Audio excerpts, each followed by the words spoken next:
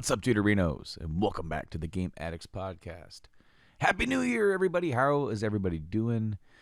Brando back here once again. This is episode 162, I do believe. It's been a little bit since I talked to you. And I'm about ready to drop some updates about the show. We talk about some stuff that's kind of been going on in my world and the gaming world. And so I hope this podcast finds you well, and I hope hopefully we're on the upswing coming into the new year. I know it's hard to stay positive with everything going on in the world, but hopefully we can get on the, on the uptide, or on the, I'm not sure if that's the right word, on the upswing, if you will. Try to get life back going good for everybody, and I hope this podcast does find you all well. What's been going on with me? Well, my whole plan for podcasting solo has kind of like fallen off the wayside, and I'm about to tell you why. I've kind of lost my podcasting space, if you kind of can't tell. If you're watching on video on YouTube, I'm not in my normal space in my game room. I am by a blank wall in my bedroom. And I'm being a little bit more quiet than usual. I've got kids out there. So if you hear a little bit, just kids being kids, crying, screaming, tantrum throwing, trust me, they're okay. They're just being kids. And this is the new reality, essentially. So what's going on with that? Well, my youngest is getting a little bit older and has pretty much commandeered the game room as his bedroom. And due to sleep schedules and everything and my work schedule, has really diminished the time in which I can actually get back there to record a podcast. And that's part of it. The other part of it is, getting the drive and the want to sit down. It's not that I don't want to, it is getting in the mood to. It's hard. Dude, this year's been so hard on me personally, on a lot of people, out there. A lot of people had it a lot worse than me. And I know that, and I'm so very lucky. But it's also very stressful, and it's been difficult. I have been podcasting. I've been appearing on Journey into Comics with Nate. Yeah, and there's my kid yelling if you heard him. Yeah, he's throwing a fit about playing games. That's where it all starts, right? No, I've been over there Journey into Comics, hanging out with him, with Nate a little bit this year. We started a new project together, which is about to be released here soon. I'm really excited about that. And see, the thing is that putting time into those projects, it's easier to sit down with somebody else and talk and take some of that pressure off of myself. Makes it easy. But the other part of it is, this year, as far as gaming news, there's been little pockets of gaming stuff. I got really excited around the Game Awards, especially with some of the stuff that came out of that. And I'll talk about some of that here today. But the new consoles that come out, I still don't have one. I know somebody who has one. I know a couple people who have them. But I still have not been able to get one. And that sucks. I mean, at the end of the day, it's not the end of the world, right? But, it's almost to the point of, do I even bother? And for a while, right? I've got other stuff going on. I did, in fact, try to record this podcast once before over the weekend, and I had this really bad hum, or like a buzz all over this podcast. And if I were to release that, it would just be an assault on your ear holes, and I did not want that. So on that podcast, I actually did bring, and I forgot to grab it for today's episode, I got a Raspberry Pi 4.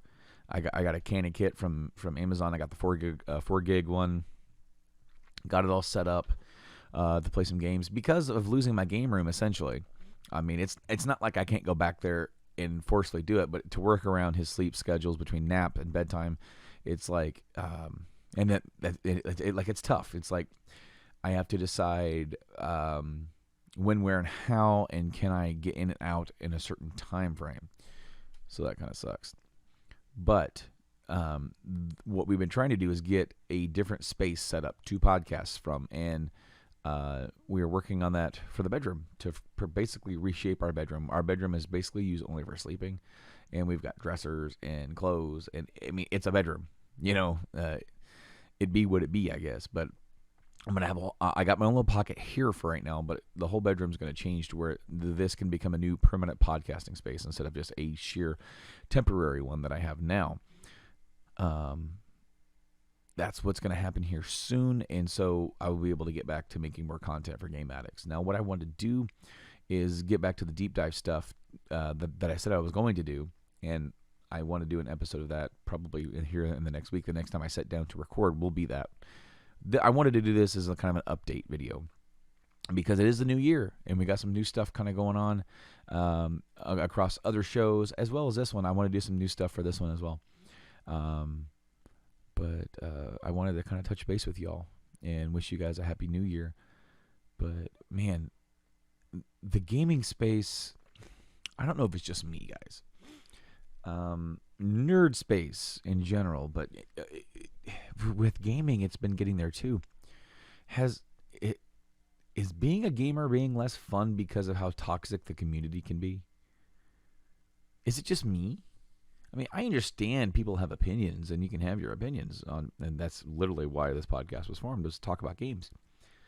But when it gets to a point where a voice actress plays a role in a game and she gets death threats, or Cyberpunk gets delayed again and the studio gets death threats, that's not fun. I don't want to talk about that. Like that's what's made it hard this year sometimes to talk about stuff. I mean, there's been a long pockets of like nothing to talk about, but then like it's just people are mad all the damn time now. It's not even just like having an opinion of I didn't like this. It grows into a toxic brew. And man, it's rough. Cyberpunk came out in December, and I still haven't picked it up because I have no desire to right now. I canceled my pre-order for Cyberpunk after it got delayed from the spring into going into September. Because I just figured I would wait to pick it up until I got a brand new console, thinking it was going to be easier to get one than it actually was. No, it's not easy to get one. However, even on those consoles, it's having some bugs, and there's lots of bugs. And here's the dealio. But I haven't even played Cyberpunk. I don't plan on playing it on last gen consoles. If you want to know my flat out opinion about it, it shouldn't have came out on the last gen consoles if it's running that bad. Even though you said it was, I would much rather be disappointed on that front than have it be intended for a console that's going to run better on. Because even though you may, or even whoever, even myself, may have been really excited to play it, as I said, I was going to just wait until I got the new console anyway. However, if you release it and it's garbage or runs like crap on old consoles, I would much rather wait till I got a new console to have a better experience with the game than receive the game in the shape that it was received. And on the other front, like with the bugs, and obviously this game needed more time, but it had been delayed so much already, and there was so much crunch, talking about video game crunch and that whole conversation that can be had about the video game industry and crunch.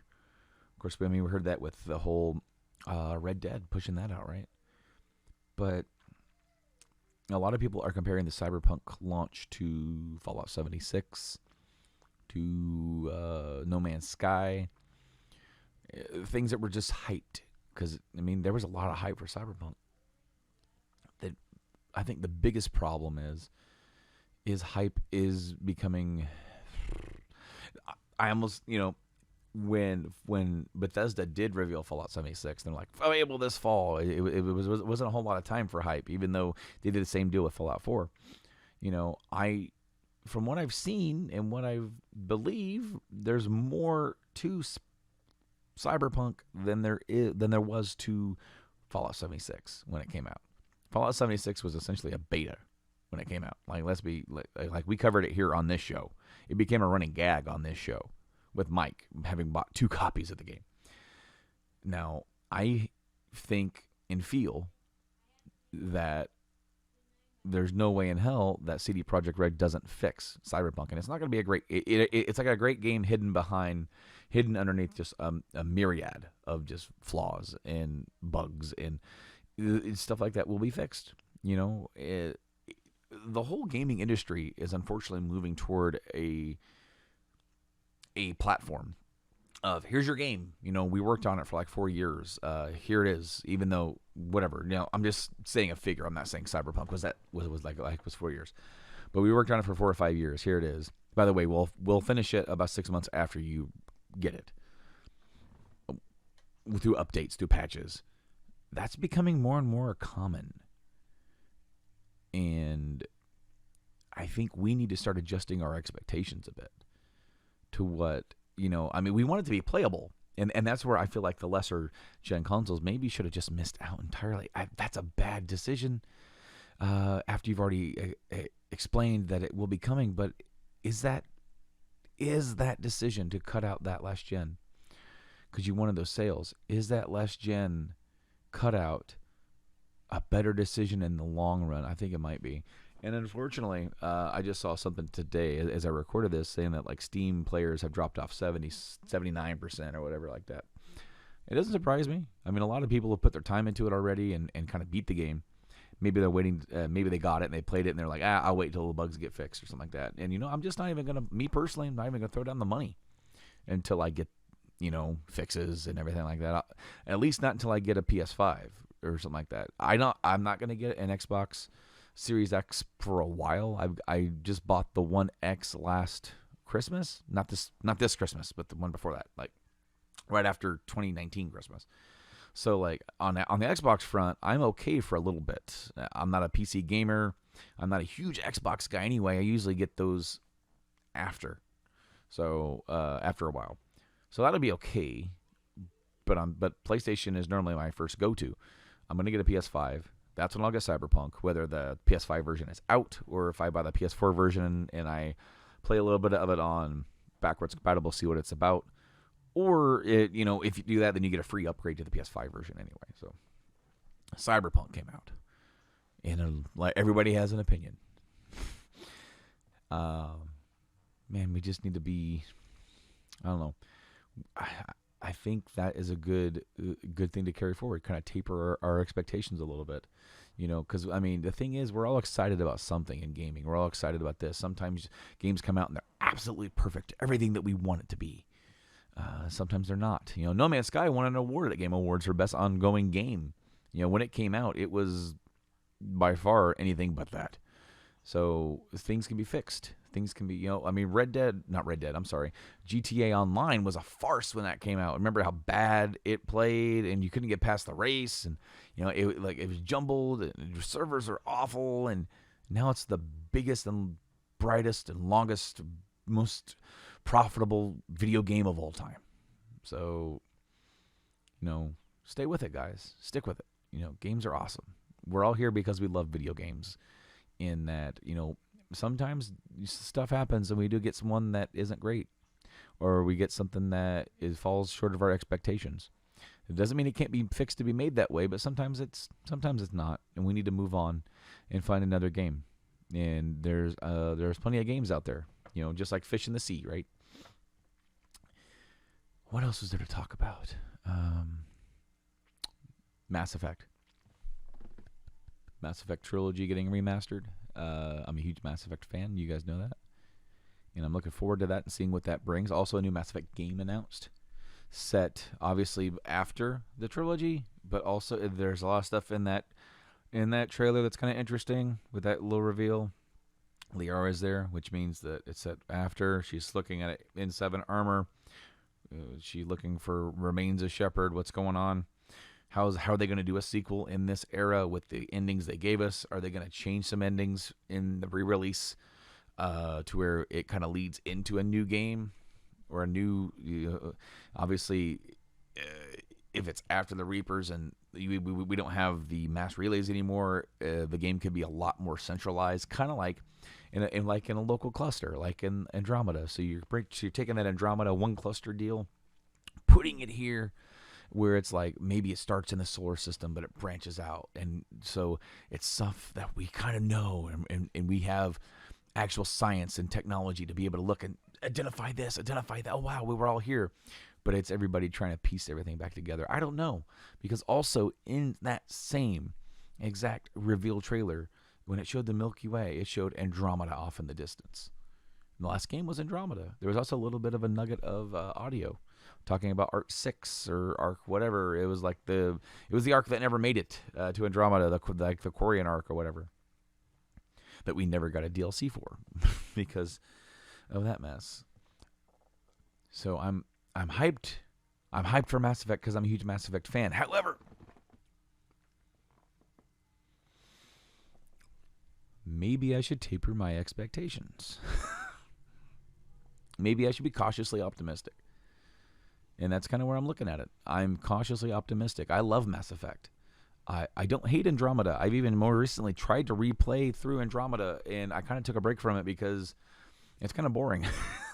That's that first, I don't know, 10 hours of the game. It's kind of boring. But I don't hate it, but the flaws are a little bit more noticeable to me now, a couple years later. And but those flaws aren't game ending. They're not, they're not. It's not. I remember we covered it here on the show, where a lot of people were saying this game is absolutely unplayable because of how bad the facial animations were. Which, I mean, okay, if that's the way you feel, but the average score around the time was like what, a 7 out of 10, and I was like remarking, how is that unplayable? 7 out of 10 is pretty average. It's not great, unfortunately. I would have wanted a great game, and buried deep in Andromeda is a good story and a good place to start off on a new epic adventure where we could have a second entry. And after we've done all this pioneering, now we can do something a little bit different, a little bit more stripped down and straightforward. All these games, man, they want to be so big and they want to do so many things, and they want to. There's got to be hundreds and thousands of hours worth of stuff to do, and sometimes that just deters me from getting deep into the game. I don't like traveling across the map just to get to my next objective. Sometimes I want to just be on rails.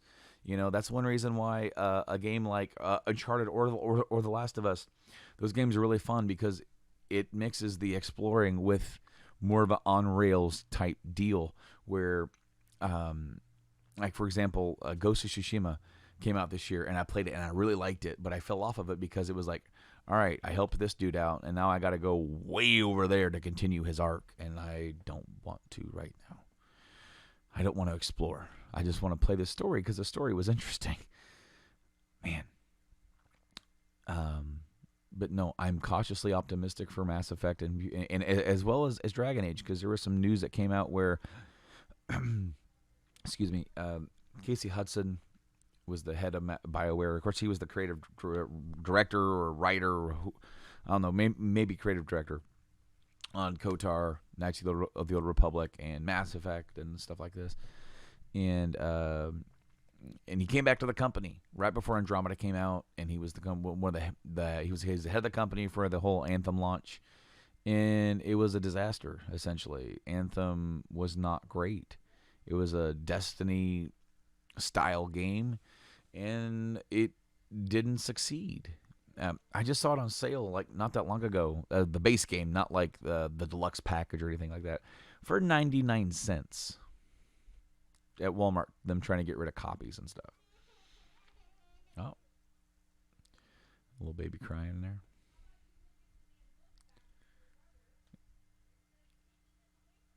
Oh. See, this is what it's like podcasting with the family and the guys.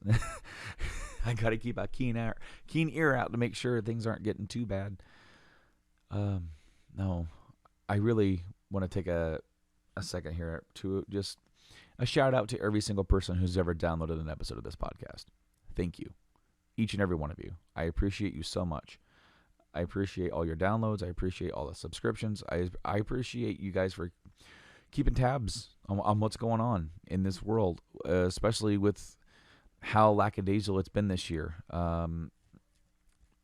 Ever since the birth of my second kid, I feel like Game Addicts is like taking a backseat, both in terms of my personal life as well as like when I'm getting back into podcasting. I've got a couple other shows that have been kind of going on, and every time it gets back to Game Addicts, I'm just like, man, what do I talk about? Man, what do I say? Man, what do I do? And that's hard. That's hard sometimes because I've really loved doing the show, and I still do. The show has been something that has been a cornerstone. Sharing my love and passion for games with you guys. So that's going to continue. This episode's going to be pretty short. This is just a, hey guys, how you doing? This is what's going on. Here's my thoughts on a few things. Just like I said. But on the next episode that I film, which will probably be, if I release this week, I'm probably going to release every other week going forward. So I'm going to do another deep dive. I've been doing some deep dives of some awesome games. The last one I did was Knights of the Old Republic, which is an awesome game. This time, I'm going to dive into the world of survival horror. And I'm going to talk about Resident Evil, the very first one. As well, since we're talking about the original Resident Evil, why don't, at the same time, we talk about the Resident Evil remake? So, this is going to be a short one, guys. As I said, thank you guys so much for checking out this episode. And again, Happy New Year to all you guys. I'm looking forward to talking to you again here real soon on the Game Addicts podcast. I've been Brando. You can check out the podcast and all the podcast places that are out there. If they're not there, let me know on social media at Game Addicts Play on Facebook, Twitter, Instagram, all those places. Try to be a little bit more active in getting this show on the road once again. Thank you guys so much for joining me. Have a good one, guys. Game on.